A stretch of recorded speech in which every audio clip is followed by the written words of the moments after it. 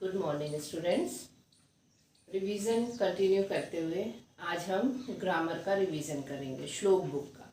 अब मुझे उम्मीद है कि आप लोगों ने पिछले सारे रिवीजन बहुत अच्छे से कर लिए होंगे जो अभी हमने भाषा सेतु के कंप्लीट करे। अब आज हम करेंगे पूरा श्लोक बुक का रिवीजन। श्लोक बुक में आपके लेसन 4, 5 और 6 आ रहे हैं। इसके अलावा आपको अपठित गद्यांश आएगा और इनकी आपको बहुत अच्छे से प्रैक्टिस करनी है। ऑलरेडी हम एक रिवीजन इनका कर चुके हैं, लेकिन आज फिर मैंने तीनों चैप्टर्स में से मिला के कुछ क्वेश्चंस आपको दिए हैं। आपका अनुच्छेद, दोनों अनुच्छेद और कहानी आपकी ओरल में हो गई है, तो उसके लिए आपको एग्जाम में उसकी अब प्रैक्टिस नहीं करनी है क्योंकि वो हम कर चुके हैं। उसके अलावा जो भाषा सेतु का पार्ट 5 है वो भी मैंने आपको बताया था, उसको भी अब आपको नहीं करना है क्योंकि वो आपने रेसिटेशन में उसको कंप्लीट कर चुका है। और इसमें भी अनुच्छेद छोड़ दीजिएगा, कहानी छोड़ दीजिएगा क्योंकि वो आप कर चुके हैं ओरल में। आज हम केवल इन तीनों पार्ट में से कुछ क्वेश्चंस मैंने आपको एग्जाम्पल के लिए दिए हैं। तीनों पार्ट की एक्सरसाइज आपको बहुत ध्यान से, बहुत अच्छे से करनी है कि बीच में से इनमें से कोई से भी क्वेश्चंस आएंगे। सबसे पहले डेफिनेशन 4, 5 और 6 जो भी हमारे चैप्टर्स हैं उनकी डेफिनेशन मतलब उसकी परिभाषा। जैसे अगर हमारा पार्ट 4 है शब्द और वाक्य, तो आपको पता होना चाहिए कि शब्द और वाक्य क्या होते हैं, जो आपकी बुक में परिभाषा दी हुई है जब हम उस पार्ट को शुरू करते हैं। उसके बाद पार्ट 5 हमारा है लिंग, संज्ञा। तो संज्ञा भी आपको मालूम है कि किसको हम संज्ञा बोलते हैं, नाउन हम किसको बोलते हैं। तो बीच में से अगर कोई आपका इस टाइप का क्वेश्चन आता है संज्ञा से रिलेटेड, परिभाषा को ही टिक द करेक्ट ऑप्शन में दिया जा सकता है, तो उसकी डेफिनेशन भी आपको बहुत अच्छे से पता होनी चाहिए। और पार्ट 6 हमारा हो गया लिंग।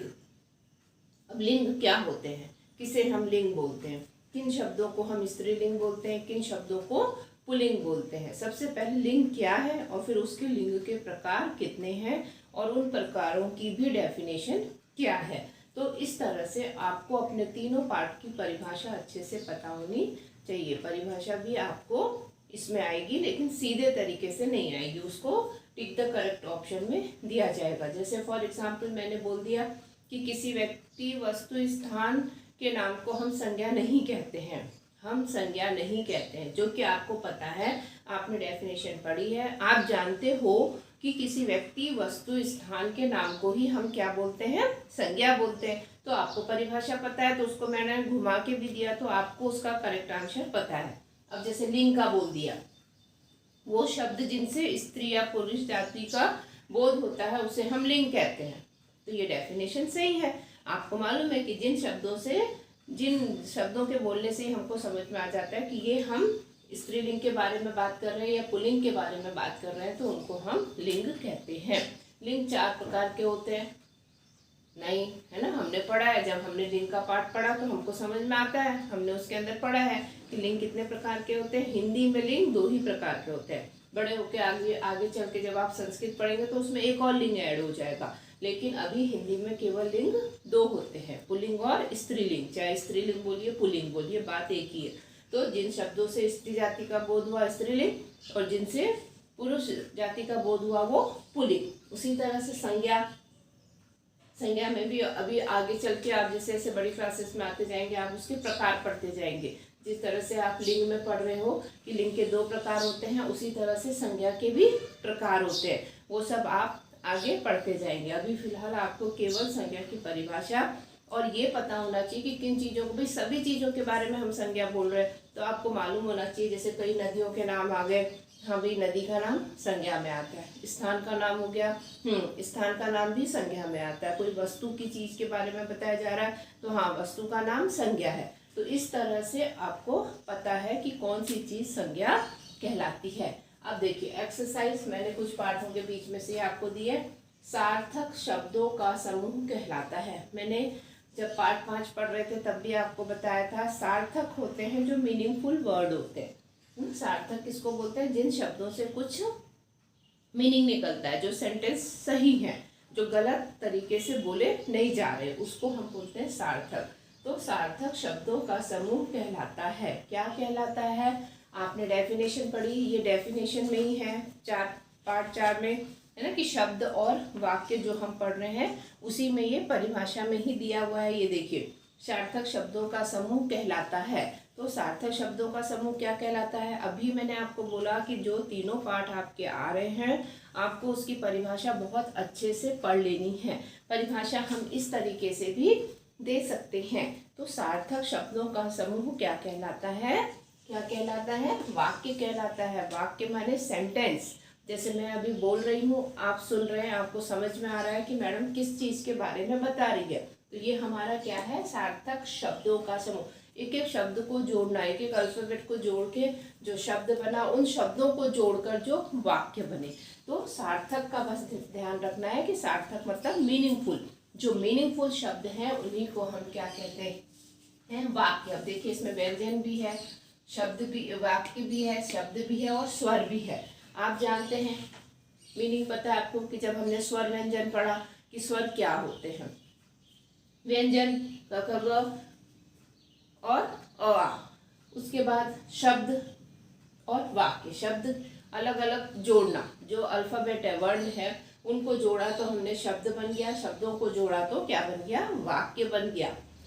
अब रहा है शेर दहाड़, क्या सही वाक्य है? अभी देखिए, मैंने आपको बोला जो सार्थक शब्द हैं उन्हीं को क्या बोलते हैं? वाक्य बोलते हैं। अब यहाँ पर मैंने एक पूरा वाक्य आपको गलत तरीके से लिख के दिया है, आपसे पता करने के लिए कि क्या ये सही लिखा है मैंने। रहा है शेर दहाड़, क्या सही वाक्य है? अब आप जानते हो, हम बोलेंगे तो हम बोलेंगे शेर दहाड़ रहा है, हम ये थोड़ी बोलेंगे रहा है शेर दहाड़, है ना। तो हमको पढ़ते ही समझ में आ गया कि ये जो वाक्य है ये क्या है? पूरा पूरा का पूरा ही गलत है। आंशिक माने थोड़ा सा गलत। थोड़ा सा गलत कैसा होता है? जैसे एक आध शब्द इधर से उधर हमने कर दिया, आंशिक बोलते हैं उसको, थोड़ा सा। उसके बाद देखिए इसके ऑप्शंस देखिए, नहीं, शायद, हाँ हाँ हो सकता है। मुझे ऐसा लग रहा है जैसे कोई बात होती है जिसमें हम जितने भी लोग बैठे हैं सब एक मत नहीं होते, मतलब किसी की चॉइस ये होती है, किसी का ये, किसी का वो, ऐसा चलता है। तो यहाँ पर ये बोल रहा है कि नहीं, शायद, हाँ, मतलब 50% लोग हाँ बोल रहे हैं, 50% नहीं बोल रहे हैं। उसके बाद पूर्णतः गलत। पूर्णतः मतलब पूरी तरीके से, ये सेंटेंस पूरी तरीके से क्या है? गलत है। पूर्णतः गलत और हाँ। तो अब देखिए, रहा है शेर दहाड़, क्या सही वाक्य है? नहीं, है ना। क्या है? नहीं वाक्य। ये वाक्य पूरा का पूरा ही गलत है।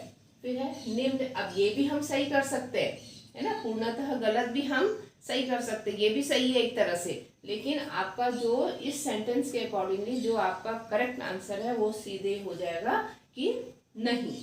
फिर देखिए, निम्न में से, इसको बेटा बताने की भी जरूरत नहीं है, अब आपको इतने अच्छे से ये चीज़ समझ में आ चुकी है कि आप इस टाइप से कोई भी सेंटेंस आएगा तो आप पढ़ के ही समझ जाओगे कि ये सेंटेंस सही है कि गलत है।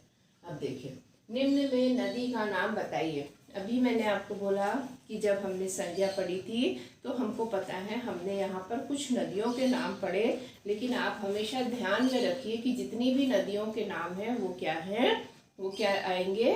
संज्ञा में ही आएंगे, चाहे कोई भी आए। अब हमने कॉमनली गंगा इसलिए लिख दिया क्योंकि आप गंगा के बारे में काफ़ी कुछ पढ़ रहे हो, बहुत अच्छे से आपको पता है कि गंगा क्या है? हमारे यहाँ की पवित्र नदी है, बहुत बड़ी नदी है, पवित्र नदी है। तो निम्न में नदी का नाम बताइए। अब देखिए, जनवरी क्या है? महीने का नाम है, मंथ्स, जो आप इंग्लिश ईवीएस में भी पढ़ते हो, इंग्लिश में भी पढ़े हो आप। उसके बाद मार्च भी महीने का नाम है। रविवार क्या आ गया? रविवार क्या आ गया? दिन का नाम, है ना। वीक में संडे, जो संडे है वो रविवार हो गया। और गंगा क्या हो गई? नदी हो गई। अब हमने जब ये चारों वर्ड्स पढ़े तो पढ़ते ही हमें समझ में आ गया कि किसके बारे में बोलेंगे, जब हम किस में टिक करेंगे कि वो हमारे क्वेश्चन का करेक्ट आंसर होगा। निम्न में नदी का नाम बताइए। जनवरी, मार्च महीनों के नाम है, रविवार डेज के नेम में आ गया, और गंगा क्या हो गई? नदी हो गई। तो हमसे पूछा क्या गया है? नदी का नाम बताइए। इसी तरह से आपको हो सकता है कि निम्न माने इनमें से, ठीक है, इस तरीके से हो सकता है कि निम्न में नदी के बजाय क्या करिए? दिनों का नाम बताइए, दिन का नाम बताइए, या महीने का नाम बताइए, या वस्तु का नाम बताइए। इस तरीके से कुछ भी, कोई सा भी संज्ञा शब्द आ सकता है और आपको फिर उसमें पढ़कर टिक द करेक्ट ऑप्शन करना है। अब देखिए प्रश्न नंबर 4, कौन सा शब्द अलग है। अब जो ऑड वन वाला आप करते हो ना, इंग्लिश में भी करते हो आप, कि ऑड वन करिए कि जो चारों में से अलग है, और जो अलग है उसको आपको टिक करना है। अगर जैसे कहीं किसी 4 लोगों के नाम दिए, 3 लोगों के नाम दिए और एक आपको फ्रूट का नाम दे दिया, या फिर 3 फ्रूट के नाम दिए, एक वेजिटेबल दे दिया, या फिर वेजिटेबल्स के नेम है, एक कोई थिंग का नाम आ गया, तो हमेशा ध्यान रखिए, इसको रटना नहीं है बल्कि समझना है कि अगर 3 नाम एक जैसे हैं और जो चौथा अलग है वो हमारा क्या होगा, आंसर होगा। अब जैसे रमेश किसी का नाम है, रवि भी नाम होता है, अगर हमने इसके आगे वार लिखा होता, जैसे इसमें मैडम ने लिखा है वार, तो वो रविवार हो जाता, वो हफ्ते का नाम आ जाता, लेकिन रवि नाम होता है कई लोगों का, तो रमेश, रवि, वह और मोहन। अब देखिए इनमें तीनों में क्या है कि पर्सन्स के नेम है ना, कि 3 लोगों के नाम बताए जा रहे हैं। रमेश भी किसी का नाम है, रवि भी किसी का नाम है और मोहन भी किसी का नाम है, लेकिन वह क्या हो गया, प्रोनाउन हो गया, वह अलग हो गया। तो हमें क्या करना है, कौन सा शब्द अलग है, ठीक है, कि जो शब्द 3 शब्द हमारे मिलते जुलते हैं लेकिन जो चौथा शब्द है वो हमारा अलग है, तो उसको टिक करना है।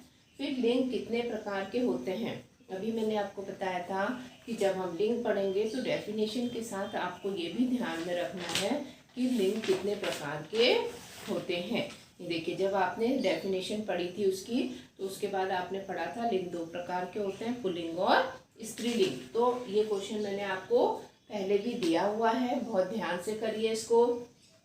लिंग कितने प्रकार के होते हैं, 4, 5, 3 और 2।